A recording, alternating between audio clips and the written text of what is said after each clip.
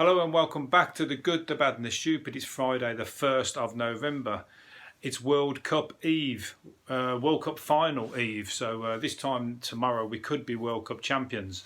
So make sure you get up early and, well, this is if you're in England. It's on at 9 o'clock in England. Wherever else you are, you'll have to work that one out. But it's on at 9 o'clock in the morning, and get up a couple of hours early so you can get pissed before it starts. And then you'll be right in the spirits of it. If you're not into rugby, then you'll have to crack on with the housework, and because everybody else who is into rugby, or even if they don't, even if you're not into rugby, you're going to find it hard not to get involved. And I don't know what's going on. I love it, but I just still don't know the full rules. But it's great. It's a spectacle, isn't it? So theatre, here we go. Come on. But apart from that, I'm not too sure what else is going on over the weekend. But hopefully, you have a good one. The election campaigns have started, and the shit's being thrown left, right, and centre. You know, shit going this way, shit going that way. Donald Trump's even throwing shit from over that side of things, over the pond, trying to get involved. All that shit about the Russians meddling in the American elections, and you know, all the sort of fucking shit that's caused about like other countries getting involved in other people's politics. Then Donald Trump comes out and just fucking blatantly just goes, I don't really want to work with Jeremy Corbyn if he gets in. He's really bad for the UK, and I don't think we'll be doing any trade deals with him and all this kind of stuff. So talk about fucking completely just shoving your nose into other people's business. You know, I mean, people should just fucking ignore that. I mean, in fact, that could actually go against the Tory party, because anybody that doesn't like Donald Trump will be like, you know, if they're like me and they're likely to bite their nose off to spite their face, but just, you know, you do things like, oh, I'm fucking voting for them now, that fucking arsehole's voting, you know, in bed with them sort of thing. So, but anyway, he shouldn't be getting involved, and it's a good job that nobody can take anything he says seriously.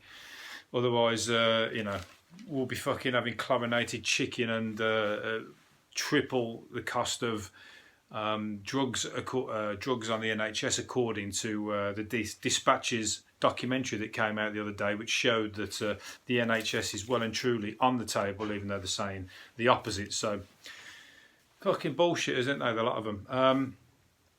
But if you want to, before you reach the situation where you might have to decide on who you're going to put into number 10 in December, why don't we worry about the English music charts? Ed Sheeran's manager has called for changes to the way the charts are calculated to stop bigger acts from getting stuck at the top. It's funny that people would complain about that, isn't it? How the fucking how things have changed. I used to remember when the charts used to be, you know, you used to fucking sit and listen to the top 40 on a Sunday, and sit there with your little tape recorder and press record and thing, and just try and record the song and then the bullshit DJ would always try and talk over it, and like you'd have to cut him out because he'd have to talk because he knows people would be trying to take the songs instead of trying to buy them. Anyway, that's when the charts were good. You know, I don't really care about the charts now, and even now people who are in the top 10 don't even want to be in the top 10. You know why? Because it's uncool. Because the charts are shit. If I see anything in the charts, I usually just take that as a barometer that the songs are shit. You know, that's the way it's gone, unfortunately, because it's just pop and crap songs. Well, for me anyway. I mean, don't hold me to every single song. But what I'm saying is that the charts are really not something to sort of measure like music quality. You know what I mean? It's just Radio 1 and what they choose to play. So I'm sure there's some good ones in there. But Ed Sheeran's normally 5 out the top 10 anyway, so he's probably just bored of he's probably bored of earning all that money. He's probably sick of it. He's like, fuck, can't I just be shit for a bit and like go downhill and then like have my big comeback and have that kind of, you know, the big sort of adulation that I've been in the down in the dumps. You just have to just go off the rails a bit, Ed, you know what I mean? Smash your guitar up, get some headlines and just fucking chuck all your money away, but save a little bit just in case, you know, rainy day, or in case you plan doesn't work, and then do your big comeback. But it can be boring at the top, I imagine, and a lot's expected of you. So, you know, it's crazy, isn't it? Because everyone will strive to get there, and when you get there, you're like, fucking, well, this is a bit shit. It's not quite what I thought it was. So, anyway, there's worse things in life, I'm sure. Like the McDonald's advert for their new milkshake for Halloween, Sunday Bloody Sunday, they called it, and it's been called a sick promotion. Basically, it's because of Sunday Bloody Sunday, because of like the day when the victims were shot during what's it called? Where was it now? The Bloody Sunday massacre. But McDonald's has come from America, so they've obviously, like, I don't know if they've done that across the world, this advertising, so maybe they have to give them the benefit of the doubt, even though I fucking don't like McDonald's and I think the food's fucking dog shit. You know, I don't think they've meant malice with that. It's obviously a marketing fucking faux pas, isn't it? So anyway, they've apologised and they've had to change it, but you know, Sunday Bloody Sunday, I guess somebody put something on about it being linked to U2, because obviously U2 did a song about it, but the song was about the Troubles. But they've obviously not listened to what the song was about. I thought it was an uplifting, you know, all sing-along and whatever, and like thought they'd use it. So surely they'll have to ask Bono or whatever whether he would approve it or not. I suppose he doesn't own the rights to the words. Anyway, a Snowflake Students' Union caused an uproar by banning sombreros because wearing one could be seen as racist. Okay, now where's the fucking, you know, somebody just woke him up, give him a slap or whatever, like hold him and shake him or whatever, and just go, what the fuck are you talking about? That's just ridiculous. He said it is outlawed anything that could be deemed to mock somebody's race, religion, culture or disability. So students dressed in the wide-brimmed Mexican hats over Halloween have been warned that they will be challenged by security. What somebody else said, as a Mexican, I can legitimately say, fuck this shit. So somebody else is like, who's actually a Mexican, gone, this is a load of bollocks, because you're making it a fucking offensive to be Mexican as well. The Mexican, like, and everybody's like being now on tenterhooks now. Where are you going to upset the Mexican? Don't watch what you say around him. You're making it. That's fucking creating a racist or like a awkward kind of divide between people. Fucking don't they see? You know, this is meant to be fucking clever people. Not quite. I mean, Mexican hat is hardly like fucking religious or you know, an offensive. If anything, it's to keep the fucking sun and the flies off your head, isn't it? With those little things that bubble about on the front of it. That's all to keep the flies off and that, isn't it? And to like keep the sun off your head. You know what I mean? A massive big hat like that. Anyway, the good fun. I don't. Nothing's going to stop me wearing a fucking sombrero. I have to tell you that. Certainly not some little snowflake fool with his big ideas. Anyway, that Mexican's given him a little fucking Mexican 1-2 anyway and told him where to go. So anyway, a cleaner has scooped. This is like, this shit never happens to me and probably doesn't happen to you either. But a cleaner, I'm glad that it's happened to a cleaner though. That's the fucking best thing about it, because, you know, it's like fucking rags to riches basically. It's a cleaner has scooped £500,000 jackpot twice in the same drawer by mistake.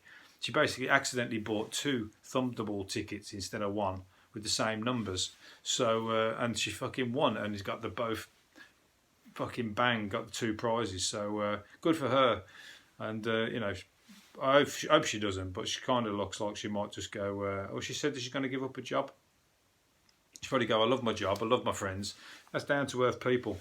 She'll give up a job, I'm sure, but still, there you go. Congratulations, and let's hope some of that luck can rub off on me one of these days, because I seem to just fucking, I don't just lose, I lose big when I lose. I think I put some things into the auction the other week, and I fucking lost money on it. I put it in there to make money.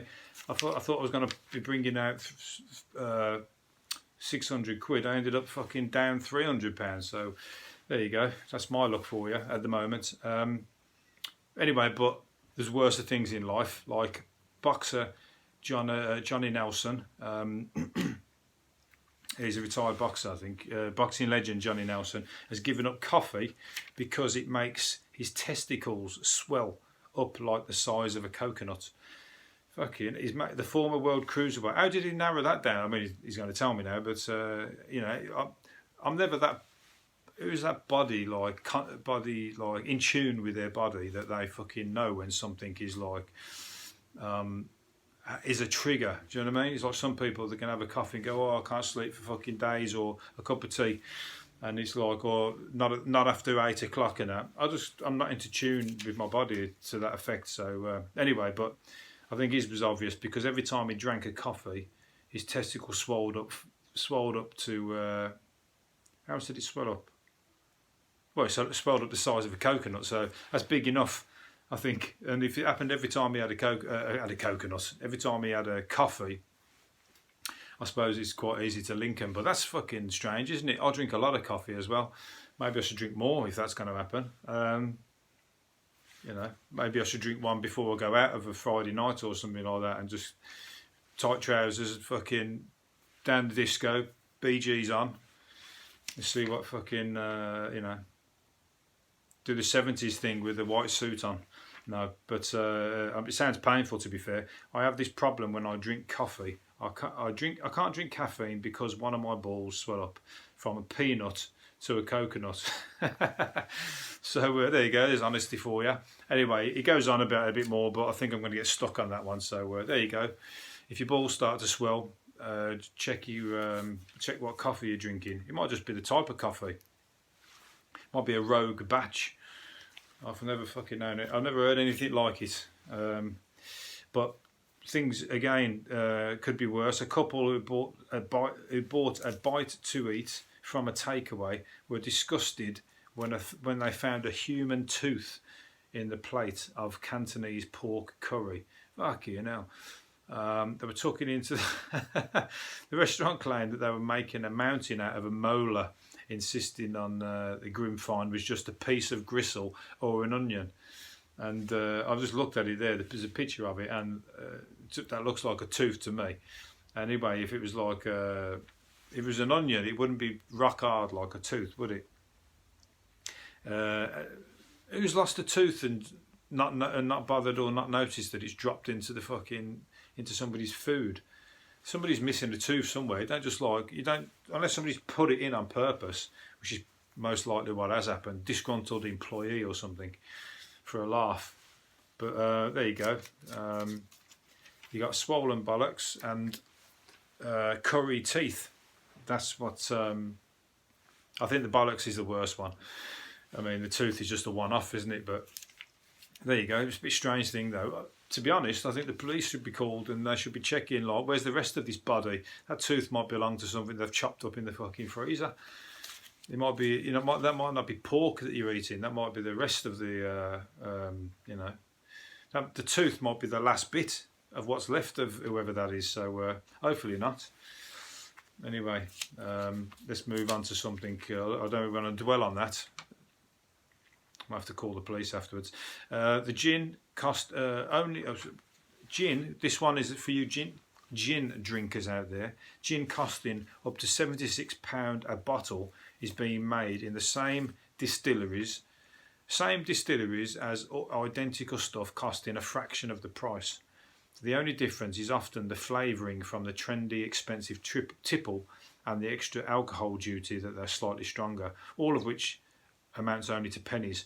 So basically, there's, for example, Berkeley Square London Dry gin costs £76.95. It's made in the same stills as £16 Sainsbury's Blackfriars, because the same companies control different brands. So for that extra bit of slight bit of extra alcohol and a nice fancy label and fancy bottle, you're paying an extra £60 for that bottle of gin. So there you go. That's how you're getting ripped off marketing. I always said, even with wine and stuff like that, I mean, wine might be a little bit different, but I couldn't tell a fucking £10 bottle of wine from a £300 bottle of wine. I couldn't tell fizzy Cava from the best champagne.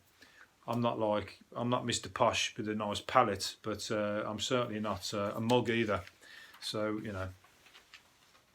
And I prefer the fact that I can't tell the difference. Therefore, I'm perfectly happy with a 10 or 20 or £30 bottle of whatever instead of fucking £500 bottle of Cristal champagne that's, you know, some of these idiots pour all over their watch because they're that rich that they got fucking dumb and they pour it all over their expensive watches to prove that the watch is waterproof and, like, you know, get a life, people.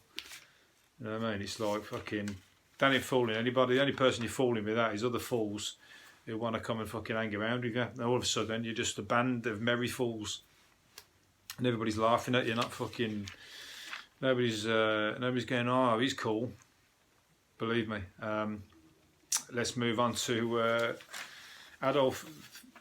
a toilet roll bearing satirical cartoons of Adolf Hitler and other Nazi leaders is to Nazi. I say from Birmingham. I'm from Birmingham, so I say Nazi, but I've said Nazi because that's what most people will understand. Nazi leaders is to be auctioned. Nazi or Nazi? That's the question. Tomatoes or tomatoes? Anyway, one of the cartoons shows Hitler giving a salute with the caption, "Now I'm a brown shirt all over." It's about, I don't know what that means, but basically it's a toilet roll with pictures of Adolf Hitler on it, and it was made in the Second World War, and it was meant to be like, you know, there was lots of things in them days, weren't there, about, it's crazy really when you see them think it's history, because somebody was actually writing that when the war was still going on, and they're like, you know, we're going to get you, we eat this, Fritz or whatever, sorry Germans, but they put it on the bombs and whatever else, weren't they? And yeah, so there you go. He's like, it's going up for sale, £100 for a bog roll with pictures of Adolf Hitler on it. So bit of history there. Hopefully somebody doesn't buy it and wipe their arse on it. I'm sure some with Donald Trump on it not long ago, but I think that's like a novelty one. I think they've done it a few times, haven't they? Donald Trump's the latest one, but there's been ones with Saddam Hussein and whoever else on it. But that one's like, that's the main one, wasn't it, from the Second World War? So. Pub locals did up a popular regular's rundown house for free when he was forced out by damp and mice. That's good of them. It's like a, what's it called, changing rooms, or what's that thing with Nick Knowles? I don't think Nick Knowles was anywhere to be seen. He was too busy making a country and western album, I think, or he's singing in a country and western fuck knows gig somewhere. I don't know what I'm talking about. Is Nick Knowles do country and western album Christmas? Yeah, because he's coming up to Christmas again. I'm sure he must be trying to do it again. I don't think, was anybody into it last time? It was probably in the charts, probably top of the charts. I think he did one, Shane Ritchie did one, and Jason Manford did one. 3 people who are good in their own respects of what they do, and they're fucking going into one's doing a crooner thing, I think Jason Manford, I think Nick Knowles did country and western, and Shane Ritchie, I don't know what he did, but I don't think any of them were any good. Good voices, but, you know, well, you've got to try these things, haven't you? Pub locals anyway done this guy's house up, and he looks fucking dapper in his nice new place there. I'm not going to show you the picture, but there you go. They've all fucking done him a good one there, and that's people doing that out of the kindness of their own heart, and I think out of their own money. Whereas, like, where's the fucking government and the people who should be doing it? You know, these old guys sitting in damp and mice, and it's people are having to do charity. It's always charities that have to do these things for people. Fucking government and billionaires, what are they fucking doing? It's not on. There should be a billionaire in that town, and if he's a billionaire, he should be given the task of putting all these people right. He wouldn't touch his money. Anyway, there you go. That's my opinion. Right, how long we got left? Well, I'm going to do a few more. What are we going to do? Beyonce is under fire after extras on her new London video shoot were told that they would be working for free. Come on. An online post said black and brown people of all cultures, black and brown people, fucking would not be paid but could be on set for 2 days. What? Big director, brown skin girl. She's making a clip for a song called Brown Skin Girl. The shoot is unpaid. Both days are long shoot days, early morning till late night. And she's worth £300 million. Is that a fucking joke or what? That is like, there you go. That is like, there's people sitting in their house in fucking damp and mice. And there's people who have got, you know, they're trying to get on the ladder with fucking arts and whatever else. And you're just fucking taken advantage of. She's worth £300 million and you can't pay a few people a few pound to fucking be in her video. A video where, and especially where they've said black and brown people of all cultures would not be paid. What the fuck is that all about? I mean, that's where the fucking snowflakes should get involved. Somebody should need to speak up against that.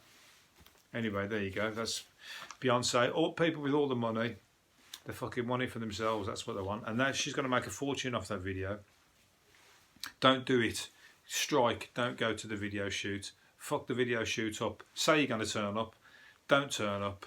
They've got nobody to do it. They waste loads of money by having to reorganise it all. That's the way you get your own back on that. You can talk about that when you are famous off your own back somewhere down the line. Don't use fucking Beyonce's name. Vampire bats help their neighbours in need even if there is no benefit. There you go. But vampire bats are helping each other out even when they don't even need any help. You know, we should take a leaf out of that book, Beyonce. Vampire bats, not just dressing up like one for Halloween and then pretending to be good to people. I'm talking about the real deal. Vampire bats are fucking solid neighbours. So, you know, something to be learnt there. That's because it's instinct and it's natural. Humans have fucking developed this way to be greedy and you know, developed to be greedy and fucking selfish or whatever. And that's why the fucking human race is going down the pan. Or this is getting like serious. This is only meant to be a weekend show. Right, I'm going to finish up on a few. It's got to be something light-hearted in this, surely. Where are we going? No, that one's something stolen. Drive. No, that's no good. Come on, there's got to be something light-hearted. Oh, right, it's Movember, November. Am I going to do one? I don't think so. I'm kind of going to grow the beard. Maybe I'll just do it all in one go. I might do it for the one episode. Maybe I'll shave off my beard and leave the moustache that's left. But a lot of people are going to be raising money for Movember. Good for them.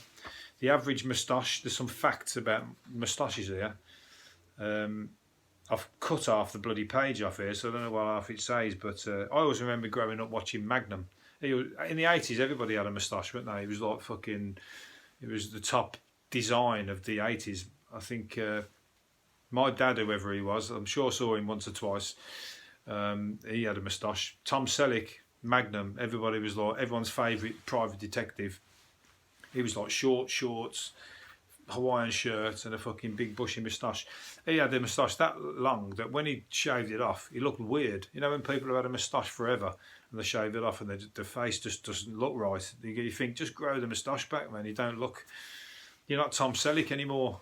You're kind of some weird bloke, you know what I mean? That bloke has been behind that moustache for 20 years or something, and or however long the programme, 10 years or something, and all of a sudden you go and shave it off and you're tripping us out. Sorry, just stick one back on until the other one grows back.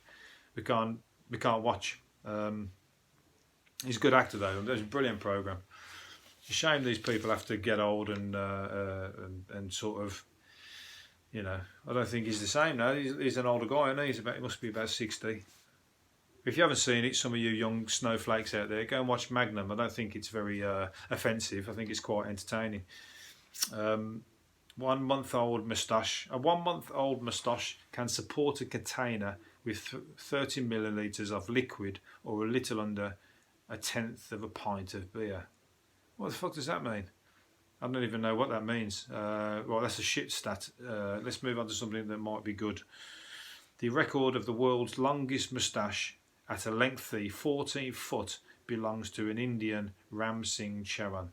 14 foot moustache. So that guy, it's not just Movember for him, it's like millennial or century. He's been keep going. He's probably on a half a century. It must have took him forever to grow that. So don't know, depending how old he is. I always remember there's a moustache competition in America, and like some guy went over from England to this moustache competition, and he had this massive big like moustache, like ridiculous. It was proper like pruned, and it was a big thick one. Anyway, he's like gone over, and I think he got nicked by Interpol because he was like wanted for a drug bust or something or other from fucking many years before. So he's like forgot about that, must have done, and he thought he's been pruning this beautiful like moustache for years, and he's like almost like entering your favourite vegetable into like some garden show to show off your big pumpkin or something.